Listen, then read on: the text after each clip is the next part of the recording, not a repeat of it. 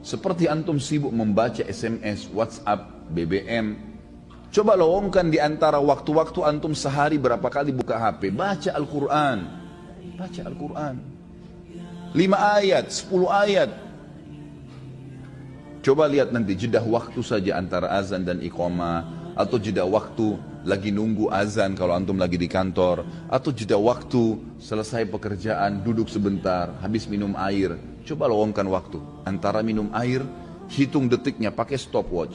Minum air, anggap 15 detik. 15 detik antum pakai baca Al-Quran. Coba lihat berapa ayat yang antum dapatkan. Baca. Kalau tidak kapan nih? Ingat, dalam ibadah harus dipaksakan. Baru bisa. Kalau kita tidak paksakan diri kita, tanda kutip, tidak paksakan sholat malam, tidak paksakan berpuasa, tidak paksakan bersedekah, tidak paksakan mengambil Quran dari rak atau membuka aplikasi Quran di HP dan dibaca, tidak paksakan menjenguk orang sakit, tidak paksakan hadir di majelis ilmu, tidak bakal pernah bisa. Karena syaitan selalu menghambat kita. Allah mengingatkan dalam Al-Quran masalah itu. A'udzu billahi minasyaitonir rajim walladzina jahadu fina lanahdiyannahum subulana. Orang-orang yang jahadu fina artinya berusaha memaksakan diri menuju ke perintah-perintah kami, jalan-jalan kami, meninggalkan larangan-larangan kami, maka kami akan pandu dia menuju ke jalan-jalan kami. Lanahdiyannahum subulana. Kami mudahkan mereka untuk mengamalkannya. Karena prinsip dasarnya dalam masalah ibadah, ikhwah dan akhwat sekalian, sekali kita ketinggalan ibadah itu, sulit sekali untuk mengulanginya. Puasa Senin Kamis, kenapa antum gak puasa nih? Saya masih bingung kenapa ada orang gak puasa. Antum mati kalau puasa. Alasannya hanya karena panas, alasannya hanya karena kantor. Lalu kapan panas itu hilang? Gak bakal hilang. Tapi sekali Senin antum gak puasa, maka di buku amal antum nanti sampai hari kiamat kosong dari puasa Senin tuh, rugi sendiri. Ini butuh sebuah keyakinan, ada janji Allah di situ. Dan maghrib nggak kemana-mana, akan datang maghrib itu, akan datang maghrib.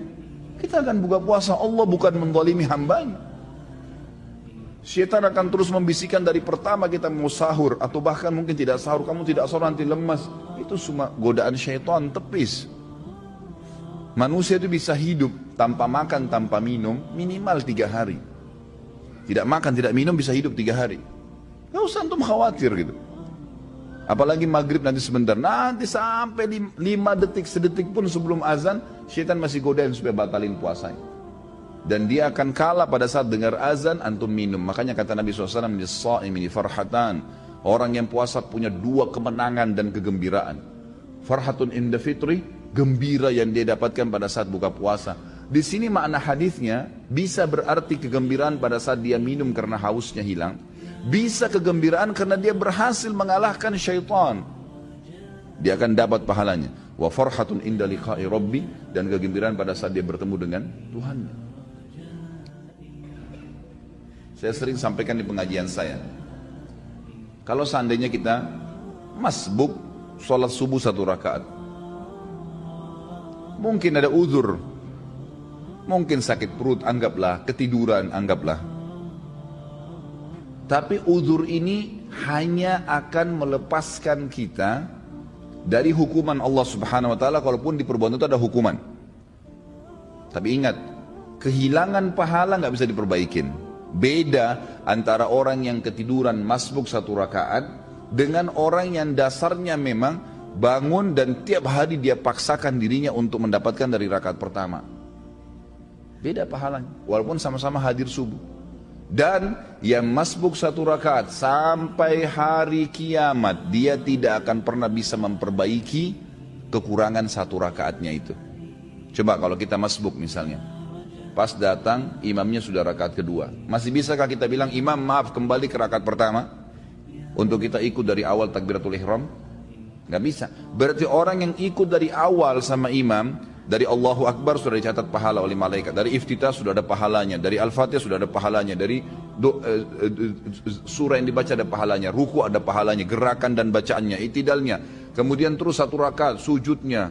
Bukankah kata Nabi SAW, ya, Tidak ada seorang pun yang sujud satu kali untuk Allah kecuali Allah akan tinggikan derajatnya. Waktu seorang sahabat berkata, ya Rasulullah, saya ingin bersama dengan anda di surga. Kata Nabi SAW, ada yang lain kau minta? Dia bilang, tidak ada ya Rasulullah. Itu saja, saya ingin bersama anda di surga. Pandu saya untuk itu. Kata Nabi SAW, bantu saya agar kamu bisa bersama saya di surga dengan memperbanyak sujud. Sekali kita kehilangan sujud, tidak bisa diperbaiki. Nanti kita sujud memang.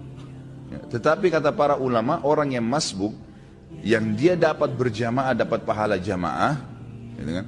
Yang dia masbuk yang tersisa, itu akan mendapatkan pahala yang bukan berjamaah lagi. Artinya berkurang kan gitu. Dosakah dia? Tidak dosa. Nggak ada hukuman di depan Allah SWT karena dia ada uzur ya. Tetapi perlu jeli teman-teman sekalian memahami bahwasanya tidak bisa terulang peluang ibadah itu. Saya pernah menemukan seorang ibu dengan anaknya miskin, luar biasa pakainya saya lihat gitu. Saya habis ta'lim di kampung Melayu.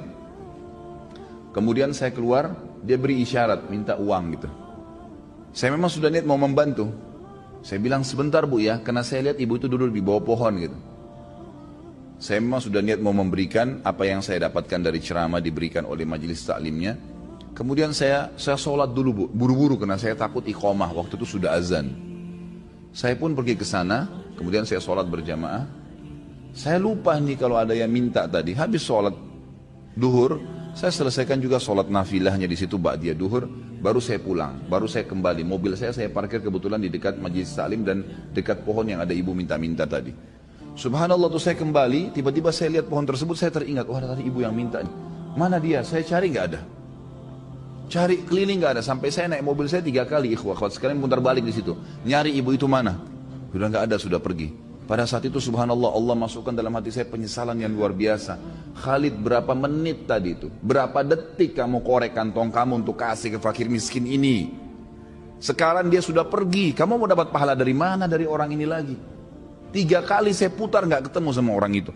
Semenjak itu ikhwah sekalian saya tidak pernah tunda. Kapan ada kesempatan tidak boleh ditunda. Karena ini tidak bisa terulang lagi gitu kan.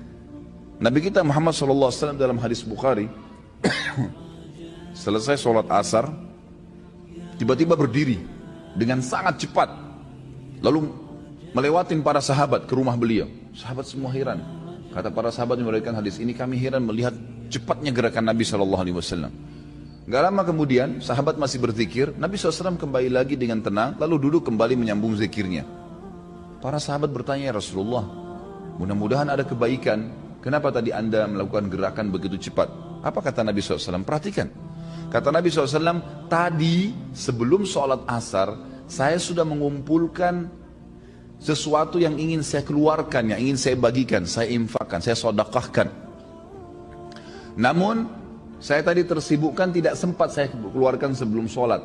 Maka saya ke rumah saya, kemudian saya membagikannya seperti yang saya inginkan, lalu saya kembali berzikir.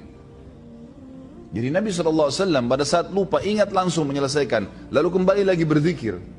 Bayangkan ya, bagaimana cepatnya Nabi SAW mengerjakan sebuah amal soleh.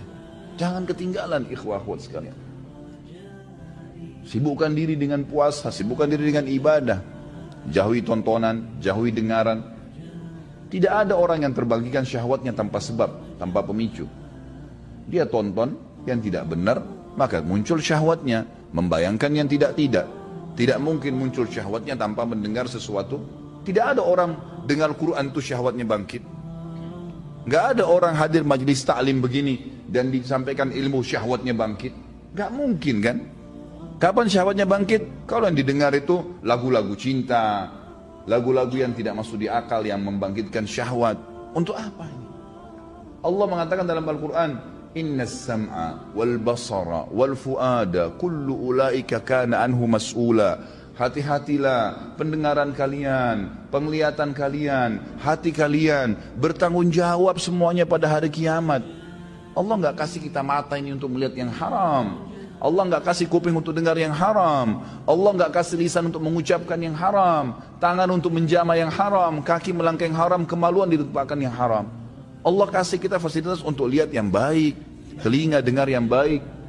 Ingat anggota tubuh kita ini, kata para ulama, kalau makin sering kita sibukkan dengan ibadah, mata melihat yang benar, yang Allah bolehkan, telinga dengar yang benar, mulut mengucapkan yang benar, maka semua anggota tubuh ini, hati makin sering dilunakkan dengan ayat-ayat Al-Quran, dari pendengaran, dari penglihatan. Hati kan terpengaruh dengan 3 anggota tubuh ini, ya, telinga, mata, dan lisan. Maka pastikan anggota-anggota tubuhnya jadi lunak, kata ulama, seperti pohon yang selalu dibasahkan dengan air, maka lunak daunnya, gitu kan.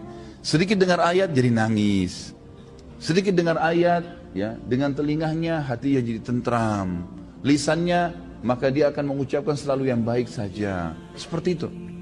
Ingat, ancaman Allah tidak mungkin luput. Banyak orang selalu tergiur dengan firman Allah SWT, Innallaha ghafurur rahim, Allah maha pengampun, tapi lupa, wa innallaha syadidul iqab, dan Allah berat siksaannya.